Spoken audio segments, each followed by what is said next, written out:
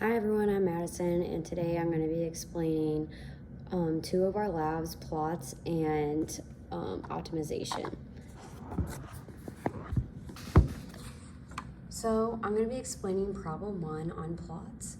So it says to plot y equals x plus cosine x and use the plot to solve the equation x plus cosine x equals 0. So the very first thing you're going to do is you're going to say x equals linspace negative 4 pi times 4 pi. So linspace is just how equally spaced the data points are. So it's almost like a range, you could say. So negative 4 pi to 4 pi is what this graph is saying. So this graph goes between negative 4 pi and positive 4 pi.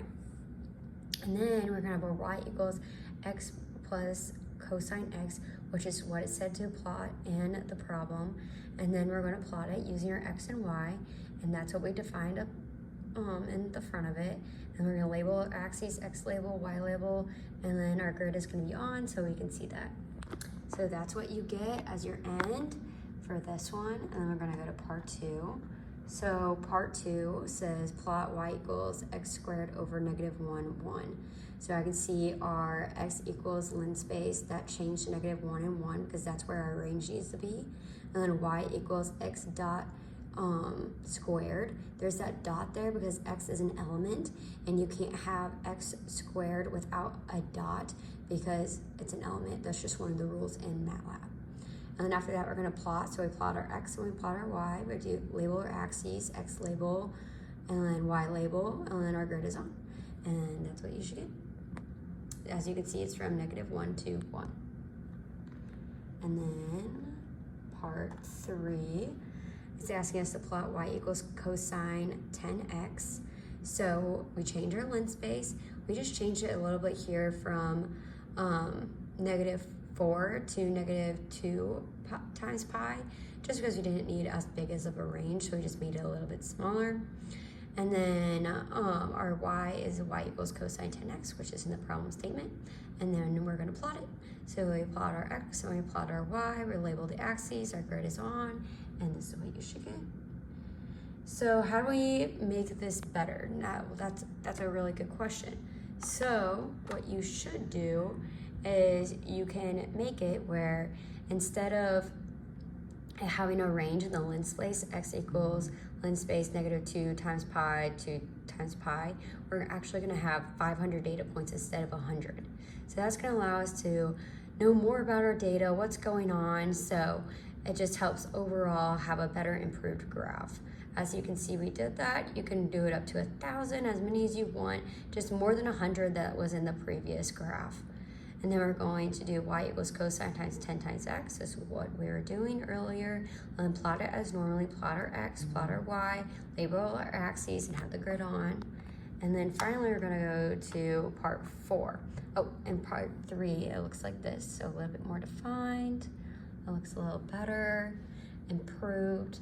And part 4, we're gonna have y equals 1 over x in the range of negative 1 and 1. So we did what we were doing before. So s equals linspace, our range is negative 1 to 1, which is what we were doing.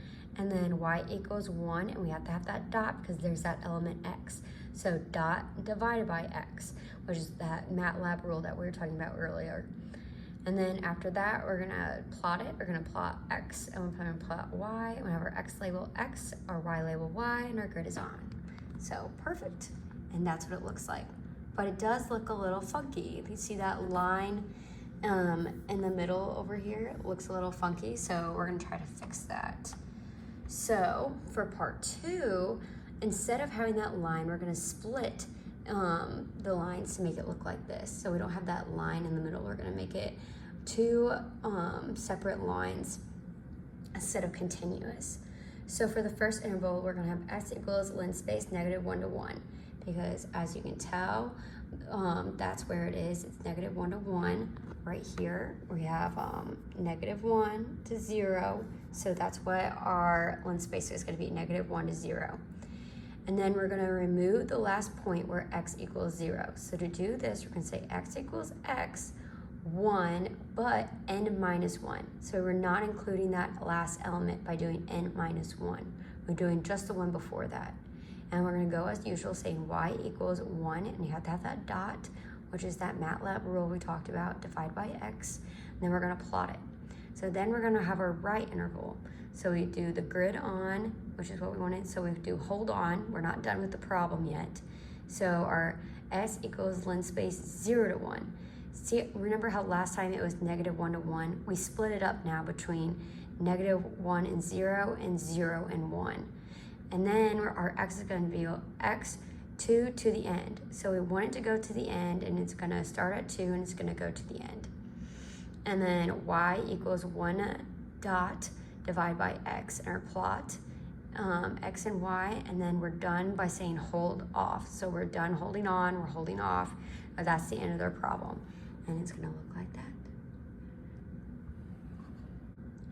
Okay, now we are on to our lab 2 optimization. We're going to do problem 1, part 1 right now.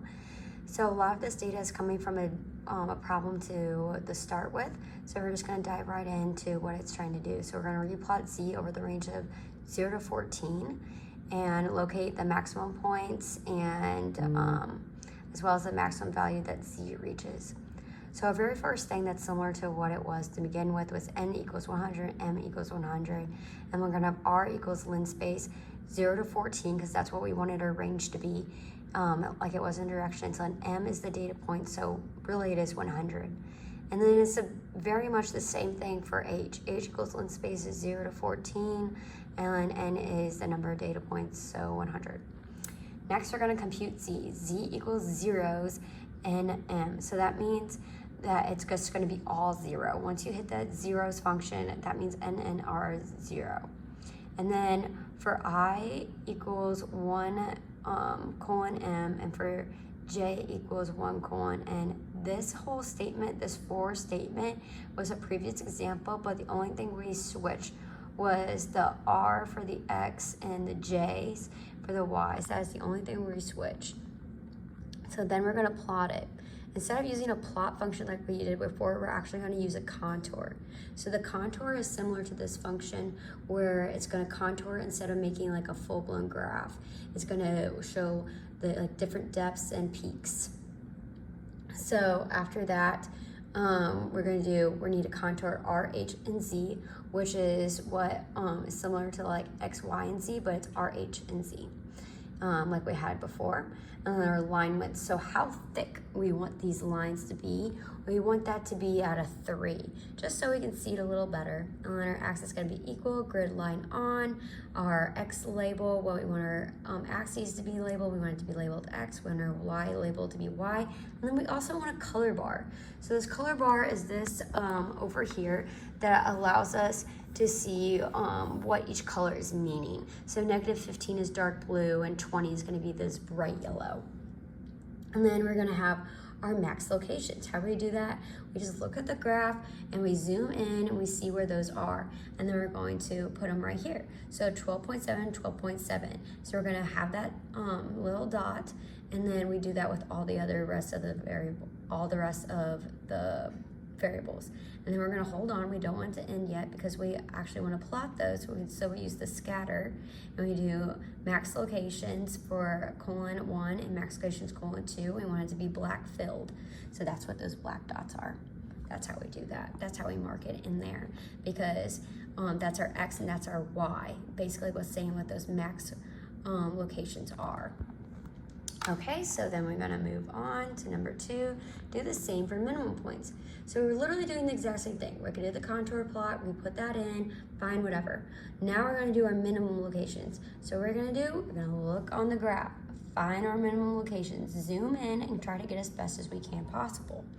So that's where we get the 9.8 and 3.2. These are all data points on the graph. And we're going to hold on because we actually want to plot those. So we use scatter because we just want the point on there. And then we're going to do the x and y. So we have the min locations 1 and min locations 2. And we want these to be red, so we put r, and we want them to be filled. So that's what you get. We get red filled dots. Perfect. So now we're going to go on to 3. Now we want to count the saddles. So we're doing the exact same thing before, but now we're looking at saddles. So we do contour RHZ, line width 3. That is all the same. Axis equal, grid line on. Label your axes. You have your color bar.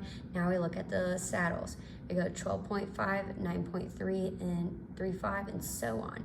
And then we want to put those in there. We want to plot those. We want to have those we want to have those data points onto the graph. So we do saddles, :1, and D as in diamond, and they're going to be filled, as you can see over there. And then 4, Heather, we have a different function, so we're going to do a little bit differently. So it's the same thing as before. We have a different range, -4 to 4, M equals 100, that's how many data points. Same thing, Z, and as you can see now, we have a different ZJI equation here because it wants us to plot this equation, so we just put that in there. But all the rest is the same. We label our axes, RHZ, line width, min locations, we just look at it, find our minimum locations, scatter plot it, and that's what we want. You want them to be filled. Perfect. Okay, so last one is 5. It's going to be very similar.